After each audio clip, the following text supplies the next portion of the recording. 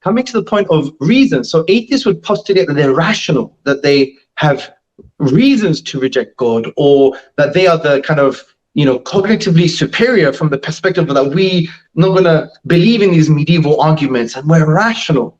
Now, what's very interesting, the whole idea of reason and logic and valid inferences and a deductive argument and having rational insights, all of that is required before you do any science. Like, you need maths and you need logic and you need, logical relations to exist, or you affirm them before you do any science. The whole scientific enterprise is predicated, dependent upon our ability to have rational insight. So I go in kind of depth into it, but generally speaking, if you adopt a kind of materialistic or philosophical naturalistic position that physical processes are blind and cold, there's no intentional force behind them, they're not aware of themselves or aware of anything outside of themselves, then how can you explain our ability to reason?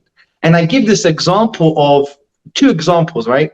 Two taxi drivers. The first taxi driver, he's blindfolded and he has two passengers, premise number one and premise number two, like premise number one and premise number two.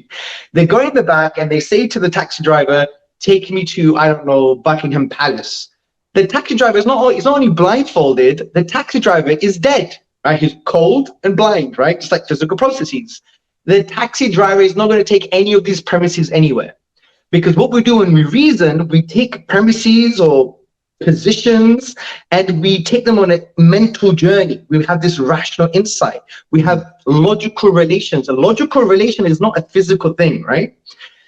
And the second example is, well, you have premise number one and premise number two. They go into the taxi. He's got 20/20 vision and he is fully conscious and alert. And they ask him, can you go to Buckingham Palace? And now he can use his, awareness and the fact that he can see and take them to the destination. I say that theism is the second example. Philosophical naturalism, this form of atheism, is the first example. And that's why I say, some forms of atheism are intellectual mirage, because many atheists, unfortunately, not all of them, as we already said, but a lot of them, a substantial amount, especially in the online world and in academia, but not all of them, of course, they are philosophical naturalists. Now, they may not adopt the hat or the badge, but if you ask them, do you believe in the divine? They say no. If you ask them, do you believe in the supernatural? They'll say no. And if you ask them, do you believe that everything can be explained by or reduced to in some way to physical processes? They would say yes. And well, if it looks like a duck and it quacks like a duck, it's a duck. So I'm not saying all of them, but a lot of them do. And then when you attack that form of atheism, you'll be like, well, this is an intellectual mirage. Because how can you now justify your ability to reason? And yes, it goes into much more detail. There's things like evolutionary reliabilism and there's arguments for and against. And the book kind of indicates that.